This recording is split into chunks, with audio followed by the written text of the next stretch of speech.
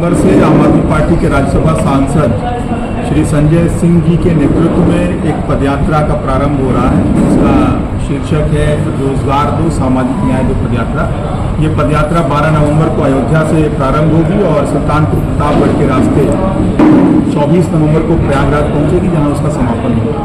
और इस पदयात्रा का जो मुख्य उद्देश्य है वो ये है कि जो मूलभूत मुद्दे हैं जनता से जुड़े हुए, जो अभी उत्तर प्रदेश की राजनीति में प्रासंगिक महसूस नहीं होते हैं, जिन पर ये राज्य सरकार काम नहीं कर रही है, चाहे रोजगार की बात करें चाहे सामाजिक न्याय की बात करें। रोजगार की बात करेंगे तो न तो परीक्षा हो पा रही है, न भर्तियाँ हो रही हैं, न सरकारी नौकरियाँ मिल रही हैं और परीक्षाओं के पर्चे लीक हो रहे हैं। तो कुल मिलाकर कोई भी भर्ती ये समय से पूरी नहीं कर पा रहे हैं, क्योंकि सरकार की नीयत ही नहीं है सरकारी नौकरी सृजित करना। दूसरी जो सबसे बड़ी बात है कि रोजगार में तमाम तरह का संकट है। जो रोजगार खत्म किए जा रहे हैं सरकार की नीतियों की वजह से, कभी सरकार जीएसटी लेकर आती है, कभी नोटबंदी लेकर आती है और इस तरह के कभी बुलडोजर लेकर मार्केट को खत्म करने का काम करती है। तो एक डर और भय के जरिए कहीं न कहीं रोजगार पर भी संकट लाने का काम इस सरकार ने किया है। दूसरी जो सबसे बड़ी समस्या सामाजिक न्याय की समस्या है। आज अगर आप देखेंगे तो उत्तर प्रदेश के अंदर सरकारी जातिवाद से पूरा सरकारी तंत्र जूझ रहा है। आप अधिकारियों की लिस्ट उठाकर देखेंगे, उनके नाम की लिस्ट उठाकर देखेंगे तो आपको स्पष्ट पता चलेगा कि किस जात के अधिकारियों का प्रभुत्व है उत्तर प्रदेश के अंदर। खासतौर से जो पुलिस तंत्र की प्रणाली है उसके अंदर आप देखेंगे कि किस जात का सबसे ज़्यादा प्रभाव है। तो उत्तर प्रदेश के अंदर गैर बराबरी चल रही है, असमानता चल रही है, लोग अन्याय और अत्याचार वाली सरकार चल रही है। सरकार कहीं बुलडोजर के जरिए लोगों की आवाज़ दबाने की कोशिश कर रही है, कहीं फर्जी मुकदमों के जरिए आवाज़ दबाने की कोशिश कर रही है, कहीं फर्जी मुठभेड़ के जरिए, फर्जी एनकाउंटर के जरिए आवाज़ दबाने की कोशिश कर रही है। और सरकार की इन्हीं नीतियों के खिलाफ माननीय राज्यसभा सांसद श्री संजय सिंह जी पदयात्रा लेकर निकल रहे हैं, जिसमें प्रदेश भर से आम आदमी पार्टी के पदाधिकारी और कार्यकर्ता शामिल होंगे, समाजसेवी संगठनों के लोग शामिल होंगे, आम जनता भी शामिल होंगे। ये 12 नवंबर से लेकर के 24 नवंबर तक एक पदयात्रा की शुरुआत कर रहे हैं हम लोग राज्यसभा सांसद श्री संजय सिंह जी के नेतृत्व में, जिसका शुरुआत होगा सरयू नदी अयोध्या से शुरू होगा और समापन होगा प्रयागराज नगरी संगम।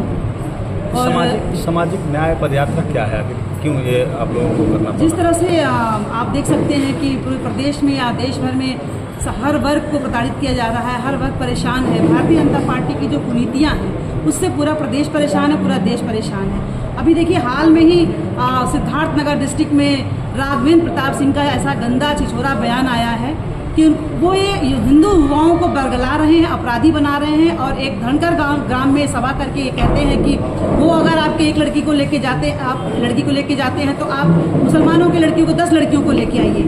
ये कैसा हिंदू समाज बना रहे हैं राघवेंद्र प्रताप सिंह जी? ये किस तरह की मतलब उनकी मंशा है, क्या ऐसा करना चाहते हैं? डुमरियागंज में ऐसा कौन सी समाज में ऐसा खाई कैसी पैदा करना चाहते हैं? वो क्या हिंदू युवाओं को छिछोरा और लफंगा बनाना चाहते हैं? हिंदू युवाओं को कहते हैं कि लड़कियों को भगा के लाओ, मैं रोजगार दूंगा। इनके आका नरेंद्र मोदी जी ने कहा था 2 करोड़ नौकरी देंगे, वो कहाँ अभी तक नौकरी मिली है? आज युवा बेरोजगार घूम रहा है, महिलाओं को सुरक्षा नहीं है, किसानों को उनका दुगना दाम नहीं दिया जा रहा है।